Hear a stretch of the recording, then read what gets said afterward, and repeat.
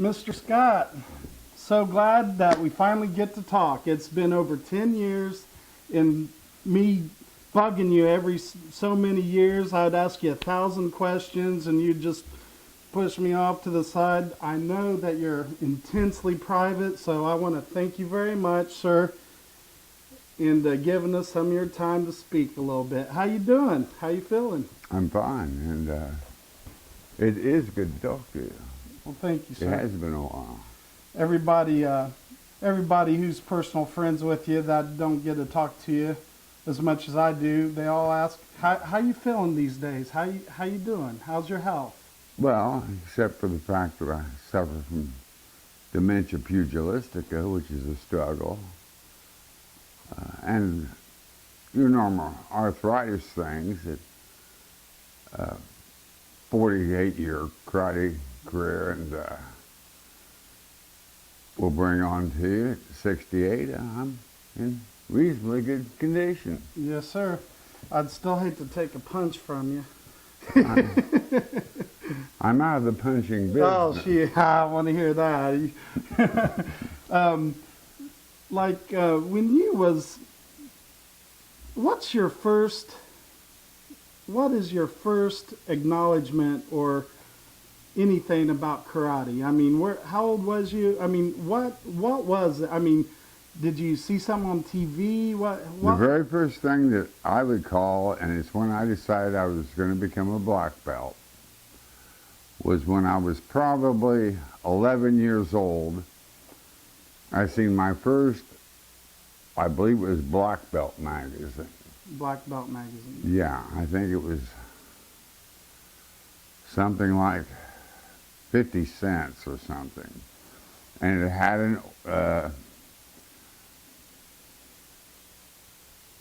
karateka that was breaking a pile of tiles, of roofing tiles in Okinawa. Yeah. So that was your first and experience. that was and I said, I want to be able to do that. How old was you? I think maybe 11, 10, something like that. So, well, the story goes that you went to IU for a couple years, and on your Christmas break, you came and worked out with Mr. Keeney for the first time. Yeah, that's when I first met Mr. Keeney, and since I was friends with my brother and a couple other people that I knew, and as I'm saying, my brother was a senior at IU then. He was there on the GI Bill after being in Vietnam from 65 to 68. And so we were living together, and on our winter break, they introduced me to Mr. Keeney. So what was that like? You worked out with Mr. Keeney, and you pretty much, that changed your life from that point, didn't it? Yeah, I told him that I'd be back and start studying. And so I finished up the semester, and I came back. And what year was that? About 70? 72. 72. So you started karate pretty much full time. Well, I've been training for a year in Taekwondo. Oh, at IU too. Yeah. Okay. Yeah. So when you came back to P.K.A. in Anderson, who was all there at that time? Now, was Mr. Keeney, was Mr. Wallace there at that time? Bill was a graduate student.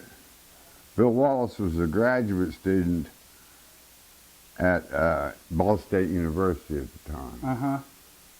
So he would come over and train with Mr. Keeney, and not so much.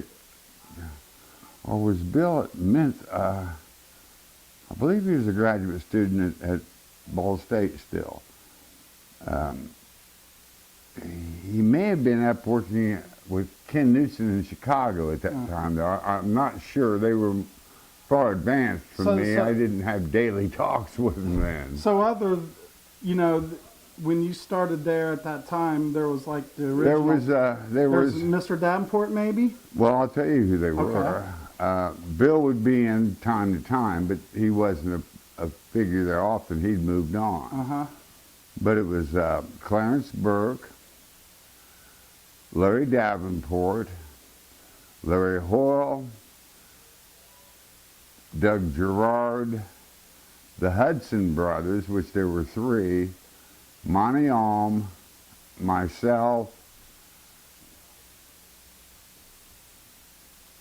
and that was pretty much the core. Yeah.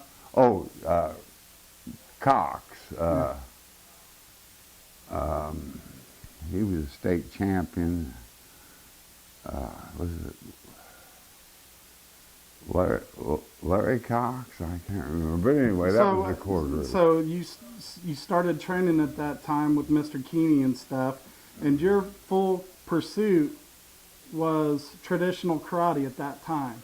Yeah. Is that a true statement? You just the inner core of traditional karate. That was your main goal. My main goal was Nirvana. Yes, sir. Under the Of Buddhist course. term, it truly was. And my pursuit was of the physiological study of what would have one time be called moving yoga, or Chonglong Fei, which was the start of, then became Kung Fu. Yes, sir. But that was my goal.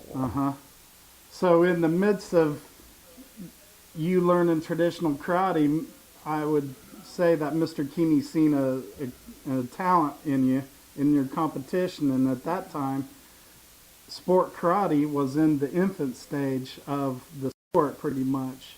And would it be a true statement to say that he seen talent with you as a 21-year-old kid? Well, I was 20. 20?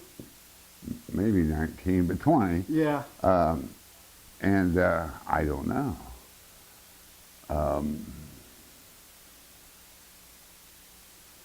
I didn't lose a tournament, won as a green belt at all. Yes, sir. That was rare. Yes, sir. And I didn't lose a tournament as a brown belt, except maybe once. So that was well, rare. Obviously, it was obvious. So he thought I had some talent towards the art. Yeah, I think. Yes, sir. Yeah. Even in the conversion between Chung Du Kwan Taekwondo and Goju-Ryu in Anderson, during that period where I had to convert styles, he spent a lot of private time with me. Mr. Keeney taught me my katas himself. That's At least 9 of them. in the Goju-Ryu system. Yes, sir. So we're going to fast forward a little bit, not that much, but your claim to fame and how you got huge notoriety. Everybody knew who you was as a brown belt. Why? Through me studying about you and reading about you, you won the USKA black belt division as a brown belt. Yeah.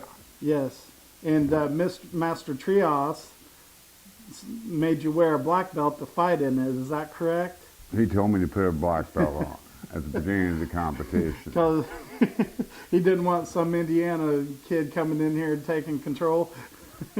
I don't think it was a political decision. I think he thought that Everett Eddy and the guys from Johnny Lee and those guys were down from Detroit, and they weren't USKA people. It was more of a USKA thing being represented. Because it was just like Shelton and me and Awad. And well, so you win Robert that tournament. Bowles. You win that tournament, and you're not a secret no more. People know you, and you was starting to gain notoriety through the point fighting and stuff. And I won 52 tournaments that year. You fought every weekend then. Yeah, sometimes twice. We went to tournaments twice a week back then. And another huge thing, I mean, there's several of them with you, Mr. Scott, but we're trying to pick them off one at a time and walk through your career, so to speak. And in 1975, you fought somebody who was supposed to be unbeatable, Mr. Joe Louis. How did that fight come? I mean, you're training all the time, then Mr. Keeney or somebody comes up and is like, hey, you got to go out east to fight Joe Louis. And Joe Louis at the time, if I'm not mistaken from what everybody says and what all the magazines say, he was an unbeatable karate person. And so, wait, hold on. So they put you in the ring with him. So, and, you know, history is, you know, we take the world champion out or somebody who was unbeatable, and here comes somebody from Anderson, Indiana, Mr. Scott. He beats him in that fight. So after you won that fight, Mr. Scott, that changed your world. That changed your life a little bit, didn't it? Tell me about that. No, not really. It didn't change much of anything. Well, you're still hitting people hard. I know that's not going to change.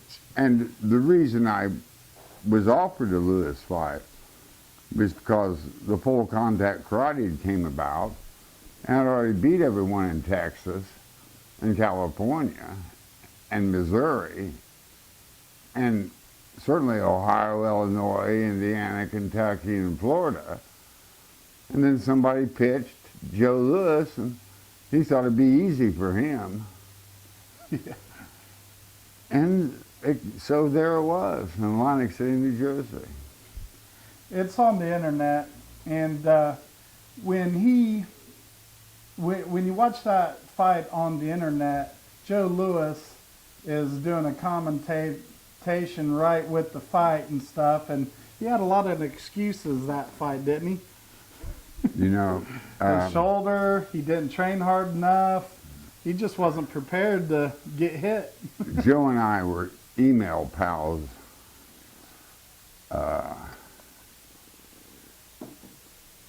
over some karate chat rooms in the 2000s, early. And when the first time I addressed him, he was complaining again about his shoulder, and he was on his honeymoon. And I emailed him, and I said, Joe, Ross, are you still complaining about that shoulder? I said, complaint. You're lucky you didn't fight me out before I learned how to box. And he emailed me back, Big Ross, I'm just explaining my side of the thing. I said, well, I'd like for you to commentate like he did. And I said, admit, Joe, I beat you up, and it blew your mind, but you'd never faced anybody that was stronger than you, had reach on you, and really, to tell you the truth, you didn't hit that hard.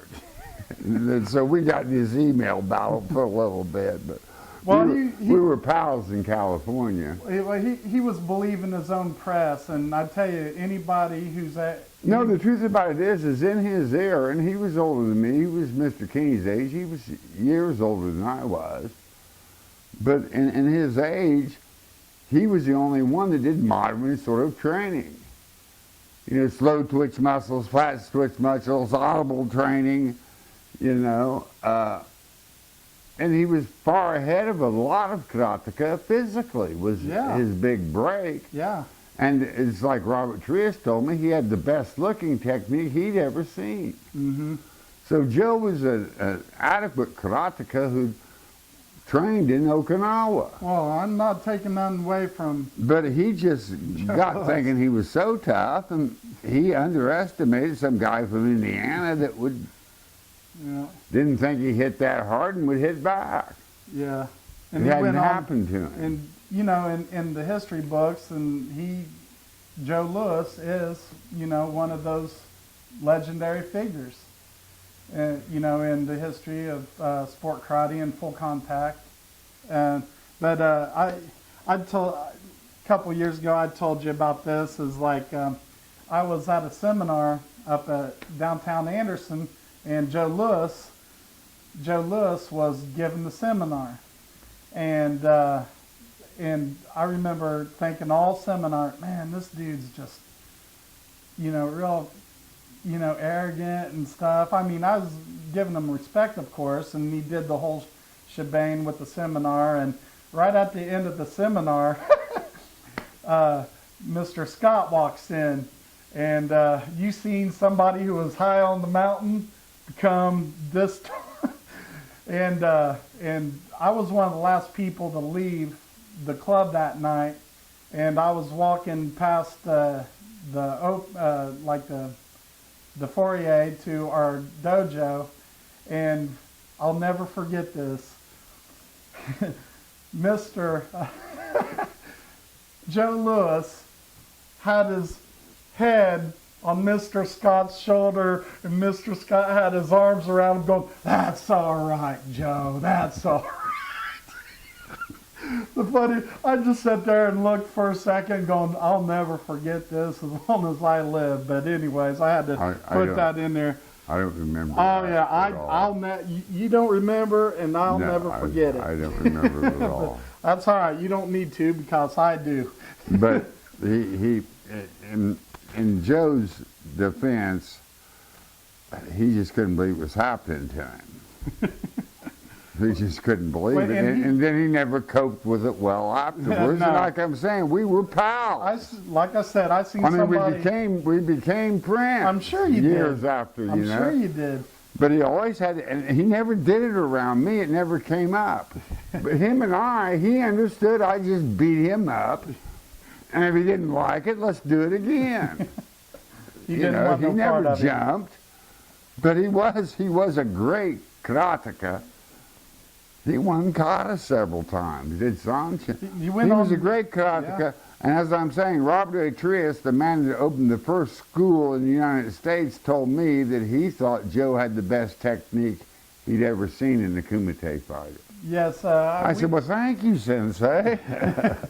We was given a letter by Mr. Scott, and it's a personal letter from Master Trias. Mr. Scott, and for anybody, well, everybody knows that Master Trias was the father of American karate. He pretty much brought karate to the United States in 1946, but he wrote Mr. Scott a personal letter, and Mr. Scott was kind enough to share that letter with us, and he was like giving you some helpful hints and advice, Master Trias was, and I just think that's incredible. Yeah, and he got absolutely scriptural in it, to where he was telling me what areas to hit to, how to protect myself, and as you know, he gave me points to strike. Yes. And sort of an analogy of ring sense of Joe. Yes, even. Sir. And he seemed to, in the letter,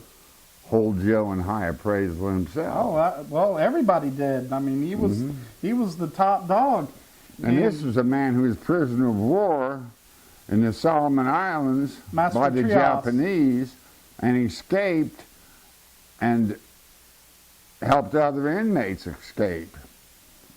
Master Trias. Yeah, Robert A. Trias. He was a frog man, wasn't he? Yeah, he was a explosive, like what a SEAL would be today, or something close, but an explosive guy, and was captured in the Solomons. That's where he started studying the martial arts under Chengji Sung, this Chinese monk. After the Joe Lewis fight, Mr. Scott won. He pretty much got the world title at that point. And Mr. Scott was rated #1 fighter. That's pretty much why he got the fight with Joe Lewis. But after that, Mr. Scott was considered world champion, world heavyweight champion by the P.K.A. and also the WKC, the World Karate Council. They pretty much declared Mr. Scott #1, undisputed. He was the undisputed heavyweight champion of the world. With WPKA as well. And WPKA. What was that? the World World's Professional Karate Karate Association, Association. which was a split off of Mike Anderson from the Quines Yes, sir. Yeah. in 1976, I think, or 77. Yeah. Well, by the reference sheets that I've been reading on, it was 1975 that the WKC, and you also won the P.K.A. World Championships. Yeah. He held the heavyweight world championships for 5 years. 6 years. He fought from 1975 to 81. And I could go through the list of knockouts, but it's just redundant. An opponent versus Mr. Scott, first, second, or third round knockout. So now we're pushed about 25-0 by a lot of different organizations. It's hard to say exactly what your fight record was because you fought so much back then. Well, it's hard for me to say because you did fighting that was for this association and that association, and at one point, some of them were like non-title exhibition fights, but they weren't.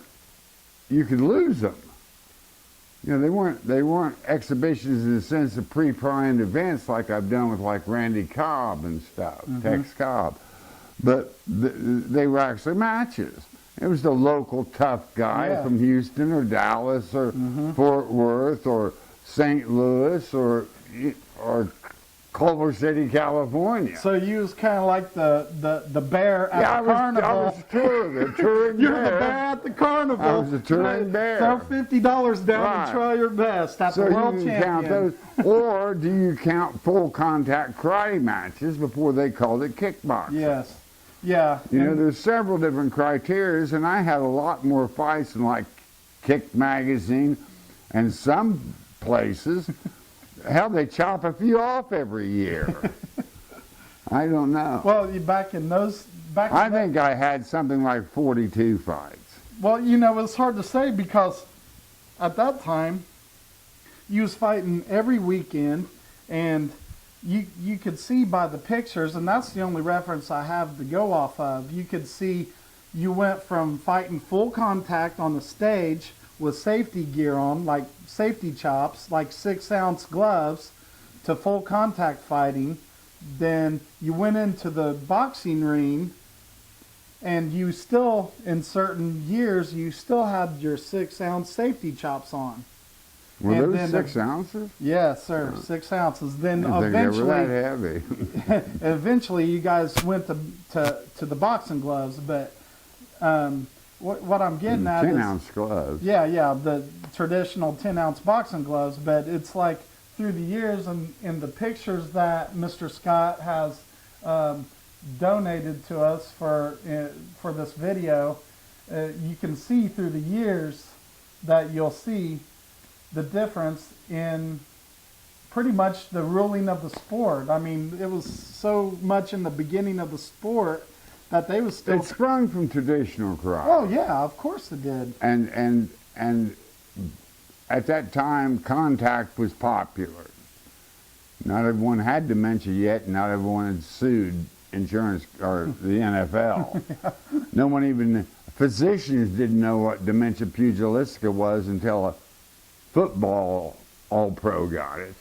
Yes, sir. They didn't... Just a few years back. And pro football's a tough sport, but try some kickboxing Yes, sir. for 10 years. Because after I lost the title, I went to Europe and fought. Yes, sir. But, and point being is, yeah, it's... When did you notice that you was different from other people? I mean, it's kind of a weird question, but you're sitting there training all the time, then you go to these fights and you wipe everybody out. When did you kind of realize, hey, wait a minute, I'm on top here? What was it? Well, first off, it wasn't, my primary study wasn't the competition. My primary study was still yoga, trying to stay the Raja Yoga, a combination of the Kundalini, the Matra, and the traditional dhyana karate, in right? the Zen, yeah, in traditional karate. The competition and the training for it certainly wasn't about the money. It was just what everybody wanted me to do. So you becoming world champion is a byproduct of the original thing you was wanting to do. Yeah. It was just a way of following what my superiors wanted me to do. When did you know you had something special? I don't really think I did.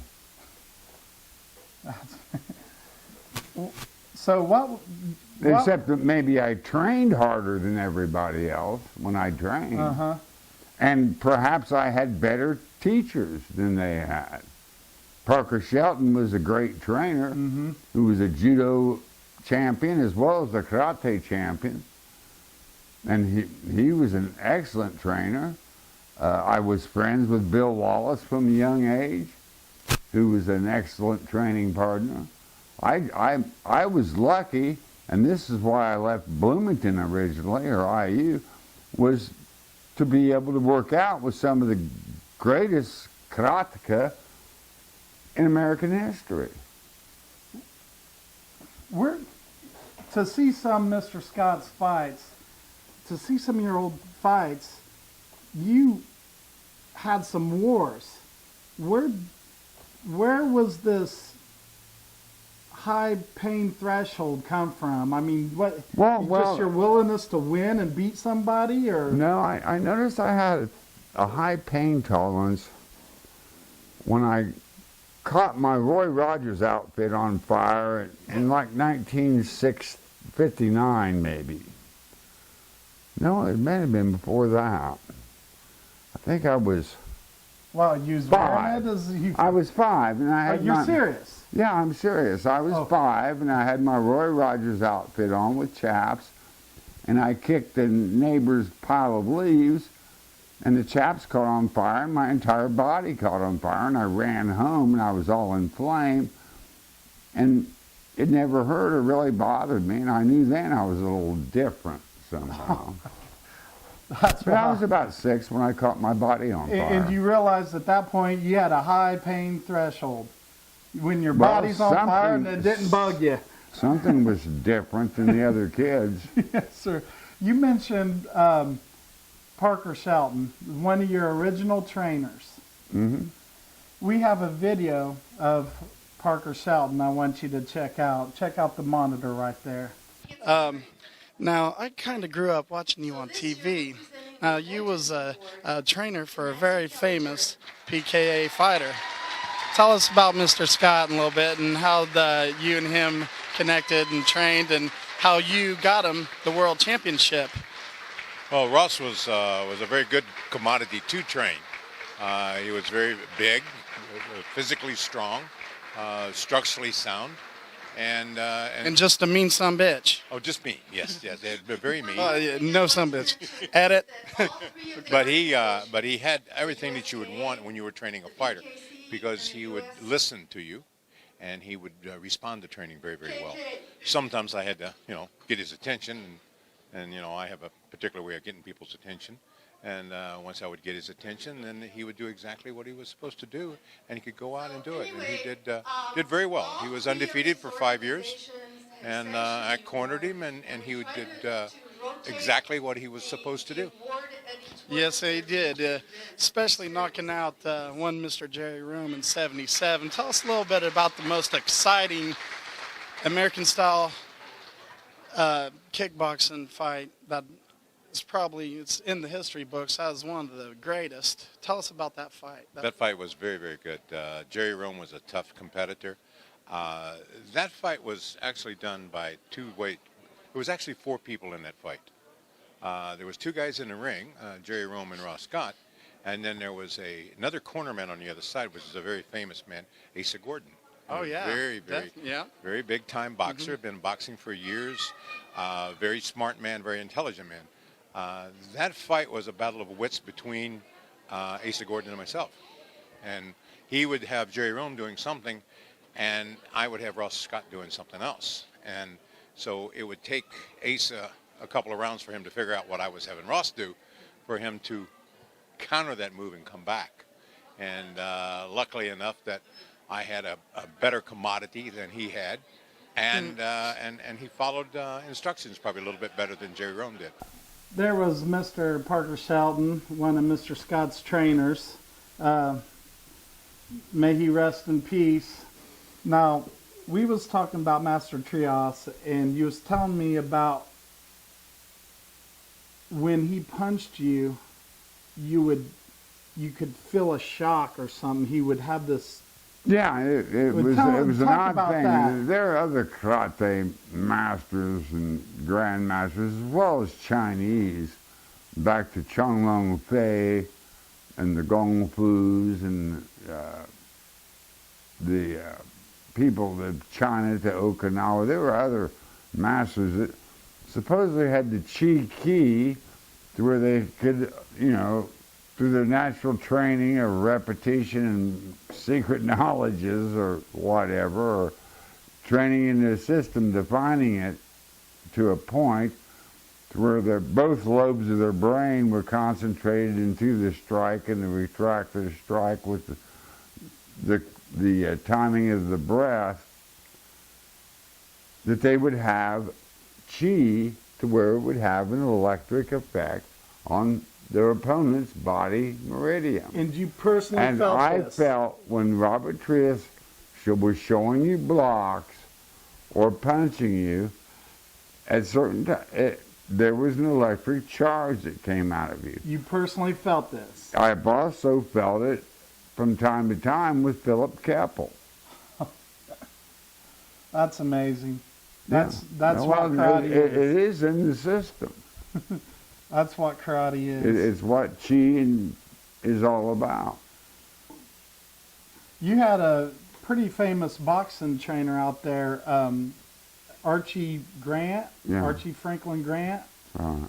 Tell me a little bit about Archie.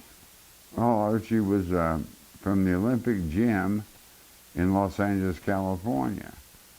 And he had a fighting career as a middleweight and had trained many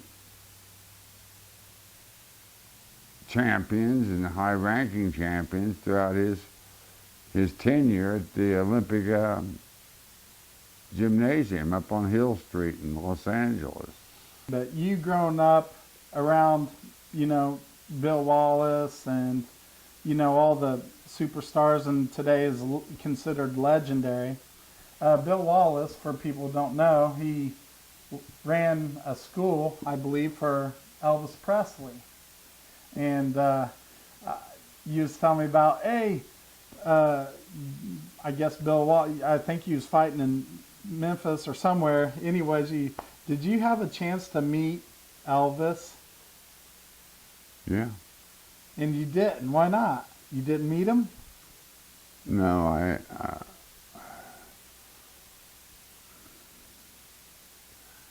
Bill came, and it was the Grand Nationals or something in Memphis, and he told me that Elvis had sent a limousine, and he wanted to meet me.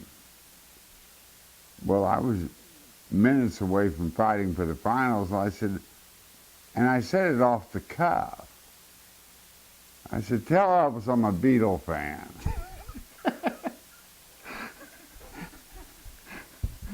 But I was just getting ready. You didn't give a shit about Elvis at that time. You was preparing to fight. Yeah, so that was that story. Gosh. That's... But I wasn't going to go run out and get in the hop in the limousine, go to Graceland to meet Elvis, although he was the king of rock and roll and had a hell of a background, and I was certainly a fan, but I was getting ready to compete. A full disclosure, I am a P.K.A. Academy of Karate person. Mr. Scott, I considered him a teacher, as well as Mr. Keeney and stuff. And growing up around and, being under Mr. Scott and being able to have the opportunity to train with him was just, Mr. Scott, I just think, incredible to me, because I grew up, seeing your career from afar, and I got the chance to be in Mr. Scott's dressing room. Actually, it was his hotel room before the fight it was in '86, I believe. I was looking for Danny Swafford, and I was knocking on hotel room doors, like looking for somebody. Oh, I know it's one of these three, so I'm knocking on. Danny Swafford opens up the door, and this was before the big Matt Callip fight in somewhere in Ohio, maybe Akron or Canton. Anyway, but so I'm knocking on hotel room doors, and Danny Swafford opens up. And so I come in and sat down, and Mr. Scott is in there warming up, and I'm sitting there going, unbelievable. You got to understand, Mr. Scott, you're a legend. I know you don't like hearing that, but you are a legend. You are a pioneer, and you're just, you was a world heavyweight champion for 5 years. And, to be in that. Well, I'm also a poet and a harmonica player. Blues harmonica player. Where's your heart? And my real passion is to dance. So there's other artistic endeavors that have been almost equally important in the second half of my life. You're a dancer too? How many katas do you run? That's dancing. Famed. Now, I'm not sure. Mr. Scott here, like I said earlier, he was a pioneer in sport karate. He's legendary in full contact American style kickboxing. He was the undisputed heavyweight world champion in 2 different organizations, I think 3. But like I said, and I always end this when I talk to legendary figures like Mr. Scott and Mr. Keeney and Parker Sheldon and other people, that when the history of sport karate is written, Mr. Scott's name is going to be there. So, Mr. Scott, I appreciate your time. I know, going back in time, talking about this stuff, you really just don't care about it. But it's simply difficult to do. Difficult? Yeah. Yes, sir. It taxes the memory as well as the emotion. Yes, sir. But anyway, it was a pleasure. Oh, Mr. Scott, thank you very much. I appreciate your time, and that wraps it up. And I thank you, Mark, for camera shooting all day, and Mr. Scott, very much thanks. Thank you. World heavyweight champion, one of your students, none other than Mr. Ross Scott. Oh, Ross, yeah. Mr. Scott, let's tell him. I actually met Ross through his brother. He had a brother that's a couple of years older. He was from Anderson, of course. His father was a tool maker, the upper echelon there. And he told me about this brother who was going to IU, and he had a minor football scholarship, but he didn't like playing football. He got in a karate club, and he was a green belt. And he was telling me how bad he's bad, man. I said, he's a green belt. Yeah, but he's tough. He can whip or listen. And I said, he's a green belt. Well, he comes to town on Christmas break, and I bumped into him in a strip ball, believe it or not, to old Dagradini. And he's a very cocky kid. He comes up and he sits down. How old was he at that time? 20, almost 21. Yes, sir. He shouldn't even been in the ball. He was just a couple of weeks from 21. He started telling me about karate. At the time, I was fairly new into it. I'd only been into it, 20 years.